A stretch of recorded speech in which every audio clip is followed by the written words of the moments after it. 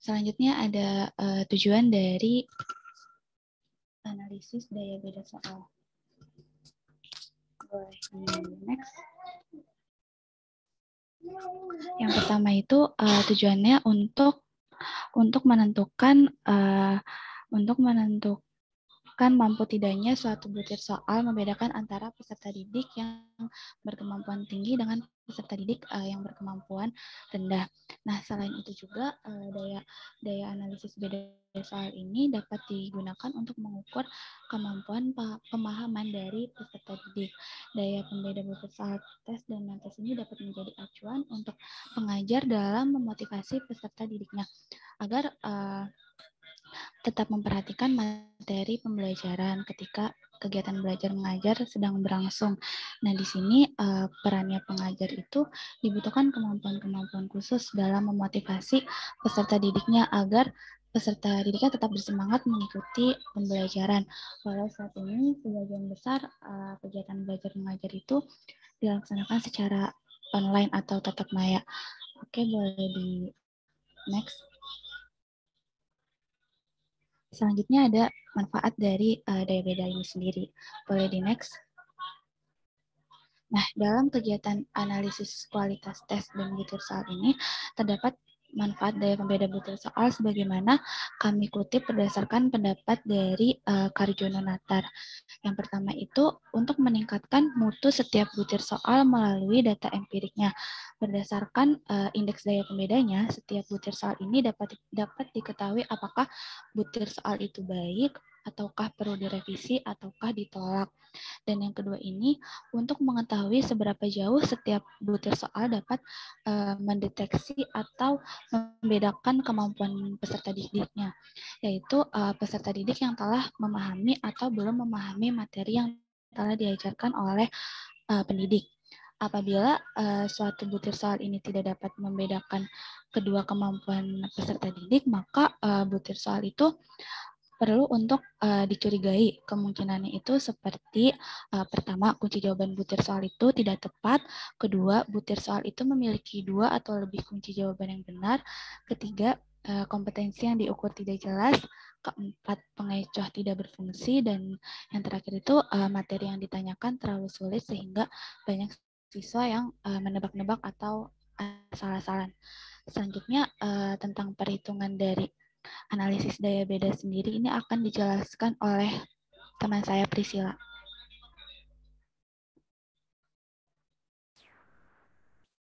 Baik, terima kasih Rida. Apakah suara saya terdengar?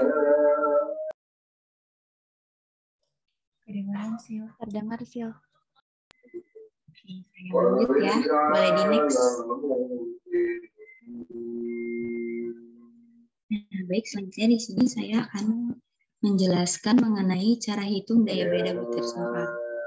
Sudah tertera pada PowerPoint ya, di mana untuk mencari daya beda itu menggunakan rumus D sama dengan BA per JA dikurang BB per JJ. D sama dengan PA per BB.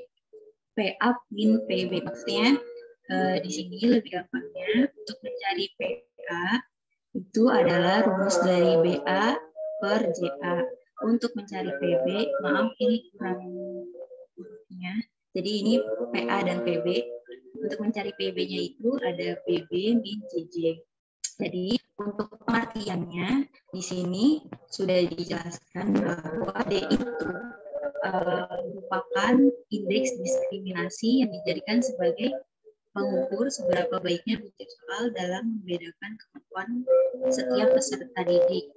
Sementara JA atau JB merupakan banyaknya peserta didik yang tergolong dalam kelompok atas ataupun kelompok bawah. BA atau BB ini merupakan kelompok banyaknya peserta didik yang menjawab soal di setiap kelompok. Dan PA atau PB ini merupakan proporsi peserta kelompok yang menjawab benar dalam setiap kelompok. Oke, boleh di next.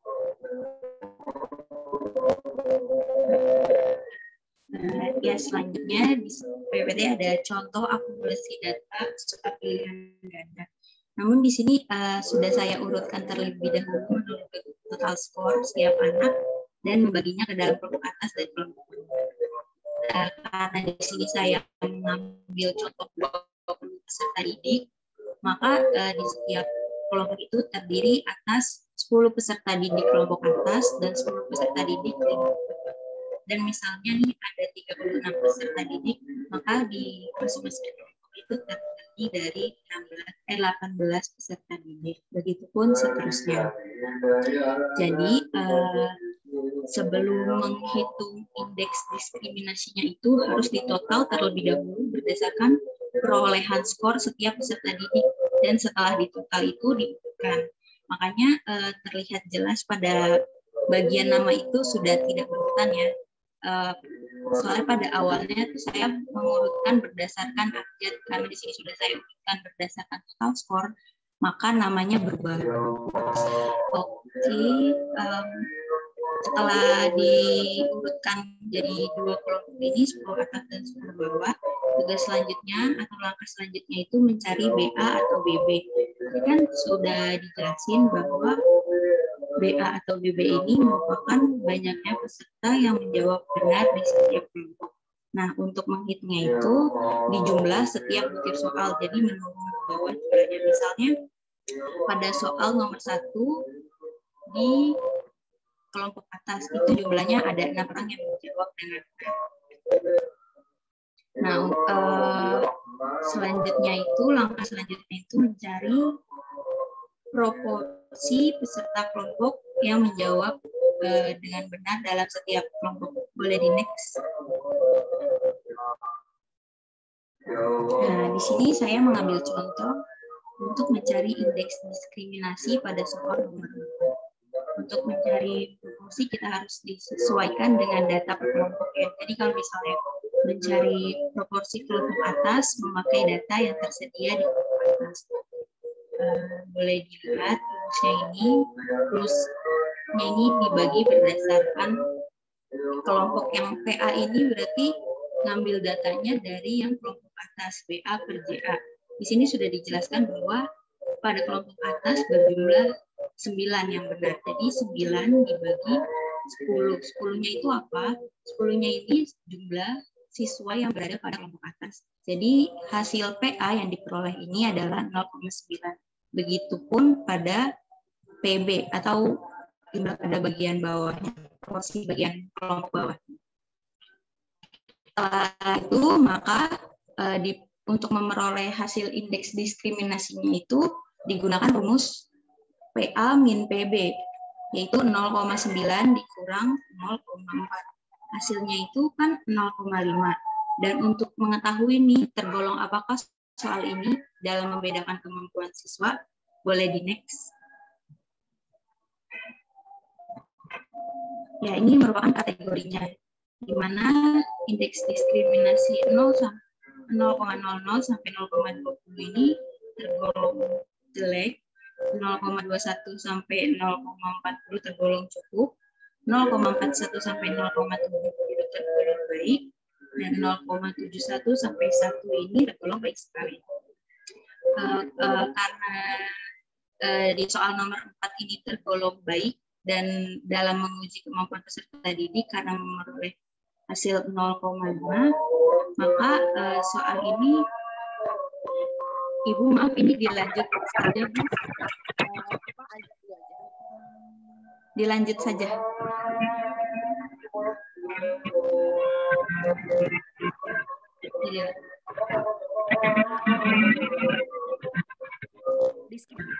Ya, maka oke, Bu.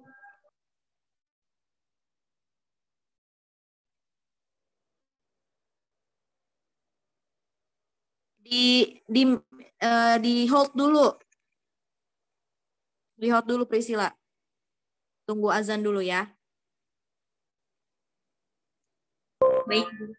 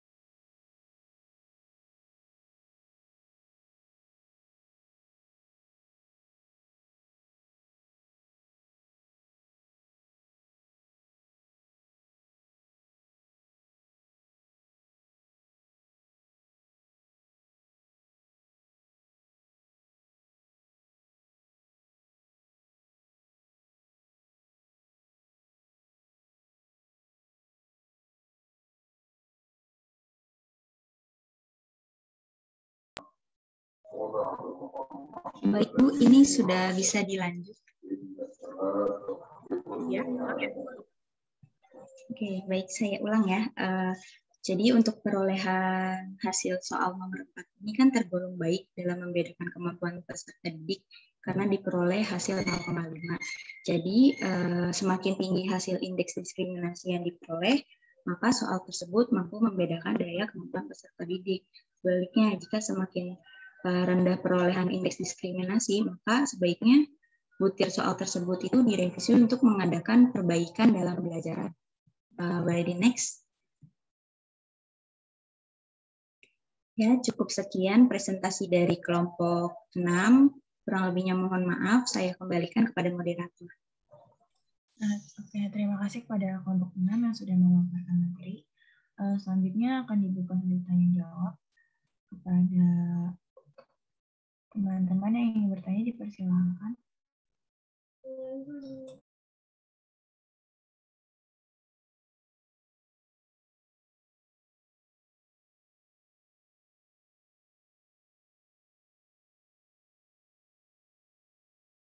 Oke, ini ada pertanyaan dari Diaul Aulia. Izin bertanya sebelumnya, mohon maaf kalau tidak bisa on-mic. Pertanyaannya adalah apa saja yang menjadi contoh aplikatif dari daya beda soal non-tes, kemudian jika tes semacam UTBK yang menghitung nilai dari tingkat kesulitan butir soal, apakah itu dapat dikatakan sebagai contoh pengaplikasian daya soal beda tes? Apa yang harus dilakukan oleh pihak yang membuat soal agar dapat memastikan bahwa soal yang mereka buat itu bisa membedakan kemampuan antar siswa? Oke, ada lagi yang ingin bertanya? Saya ingin bertanya, moderator. Ya, silakan Divya. Ya,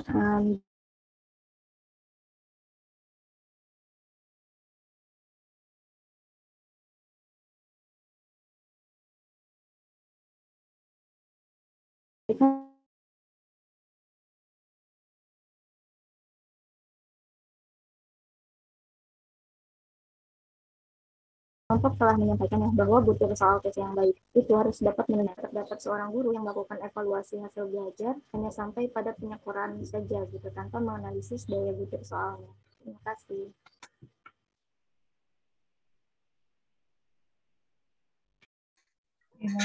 Gimana pertanyaannya?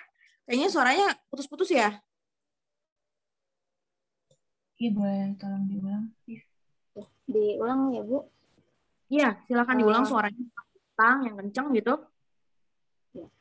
Pertanyaannya, bagaimana jika suatu butir soal tidak dapat membedakan kemampuan siswa antara yang telah memahami dan belum memahami materi? Adakah faktor yang menyebabkan hal tersebut?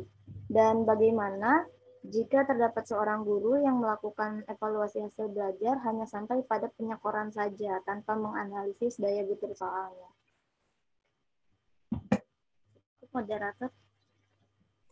Baik, terima kasih Divi yang sudah bertanya. Oke, karena sudah ada 2 penanya, saya kembalikan kepada Bu Devi. Hari ini cuma 2 ya, Iya, anggota kelompoknya. Iya, Bu. Oh iya, baik. Mungkin boleh 2 lagi? Oke. Atau 1 lagi boleh? Apakah ada yang ingin bertanya lagi?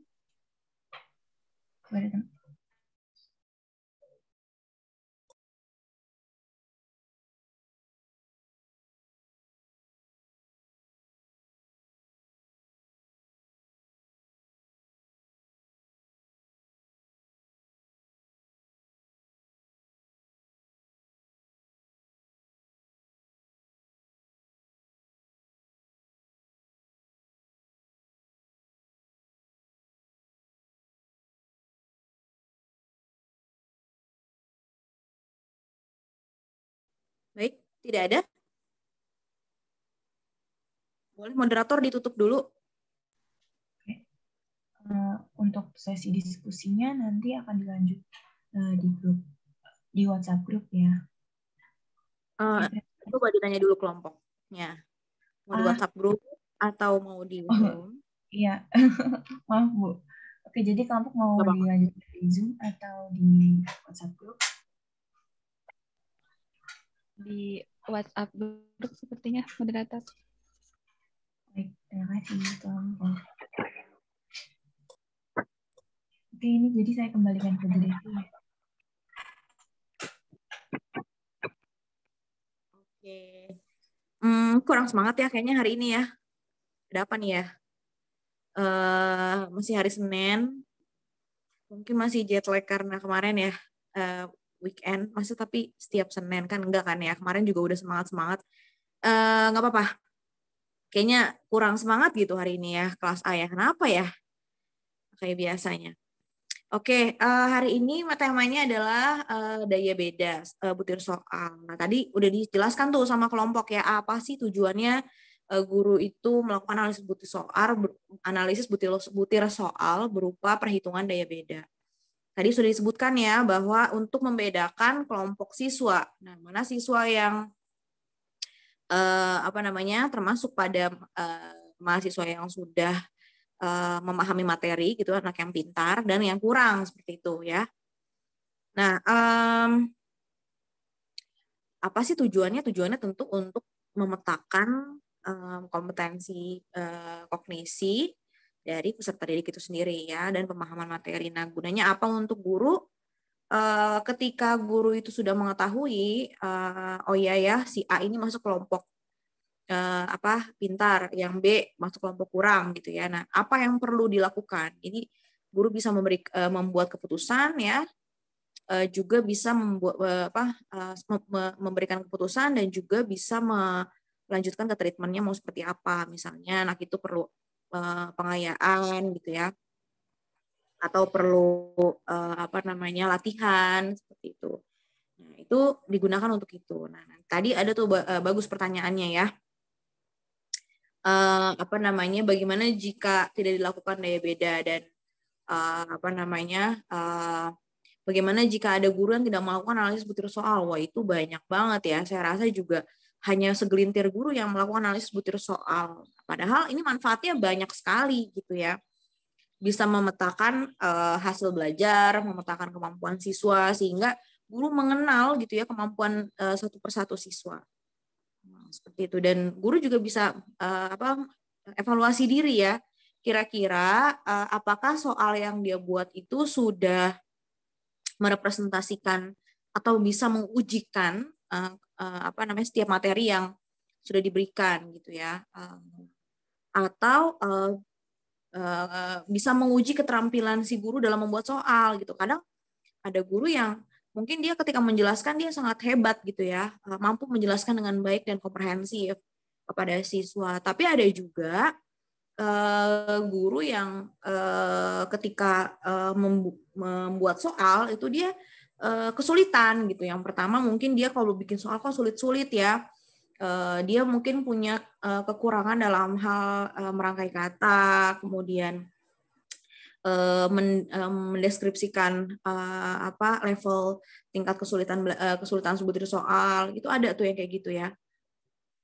Kemudian yang terakhir mungkin dia kurang memahami kriteria butir soal yang baik itu seperti apa. Misalnya harus ada soal yang mudah, soal yang sedang, dan juga soal yang sulit seperti itu. Nah, mungkin itu ya, karena mungkin materi kita sangat sedikit ya untuk pertemuan kali ini, yaitu hanya tentang menganalisis daya beda butir soal. Nah, minggu depan kita UTS ya. Untuk mata kuliah evaluasi UTS-nya itu esai, gitu ya. Nanti ada format pengumpulan soal ujian, jawaban ujian nanti ada dari saya. Soalnya 30% teori, 70% latihan soal studi kasus, gitu. Ya, dan soalnya harus ditulis tangan nanti, kemudian dikirim dalam bentuk PDF, bisa ya pakai cam scanner atau apa gitu ya, supaya kelihatan baik. Gitu. Karena lebih enak mungkin kalau membuat hitung-hitungan itu pakai tulis tangan gitu ya. Oke, Itu aja, sampai ketemu di ruang ruang bincang ya di WhatsApp. Silakan nanti bisa sekalian jawab ya pertanyaan-pertanyaan oleh kelompok seperti itu ya. Baik, saya tutup untuk kuliah di Tatap Maya kali ini. Terima kasih untuk kelompok yang sudah menyajikan dan juga yang sudah bertanya. Nanti boleh di grup jika ada yang mau menambahkan, menanggapi, silakan monggo tetap mendapatkan nilai tambahan dari saya gitu ya. Baik, terima kasih juga untuk moderator ya hari ini yang walaupun suaranya kecil banget ya Wirda. Kamu suaranya kecil banget sih. Enggak, saya udah setting di fullin Bu, tapi nggak tahu kenapa kecil banget. Oh gitu. Bukan karena suara Wirda yang kecil ya? Enggak Bu, enggak. Nah. Oh, ada yang mau tanya, Sekar ya? Silakan, Sekar. Mau tanya apa? Ya Bu, untuk yang progres Bang soal itu kan terakhir kali Ibu udah ngasih tugas bagi-bagi KD ya Bu sama indikator. Nah itu kan dikumpulin di pertemuan ke-9 ya Bu. Nah saya sama Silvi udah bagi-bagi KD, terus juga udah nyuruh buat indikator. Nah di pertemuan 9 itu dikumpulinnya dikolektifin ke saya atau nanti dikirim ke Sisau ya Bu? Nggak usah. Dibikin aja pemetaannya. Nanti tanggal 9 kita bagi-bagi ke teman-teman semua. Baru nanti saya akan jelaskan. Gitu ya. Disimpan aja, ditulis secara rapi gitu ya. Mau pakai Excel boleh, mau pakai Word boleh gitu ya. Yang penting, jadi misalnya nomor nih, nama mahasiswa, kemudian pembagian materinya apa gitu. Nggak usah dikumpulin ke manapun. Nanti disimpan aja. Nanti sewaktu-waktu misalnya saya perlu datanya untuk dikirim di grup, udah jadi gitu, udah ada. Oke, baik. Teman-teman yang lain juga ya, makasih ya sudah koordinir. Baik, kita kembali ke WhatsApp grup saja ya untuk diskusi selanjutnya. Ya, sampai bertemu lagi. Mohon maaf apabila ada salah. Saya tutup. Wassalamualaikum warahmatullahi wabarakatuh. Waalaikumsalam warahmatullahi wabarakatuh. Terima kasih Bu. Terima kasih Bu. Berarti minggu depan kita nggak ada Zoom ya? Nanti langsung di grup aja ya, grup WhatsApp. Oke, saya izin live ya. Ya, sehat-sehat semuanya ya.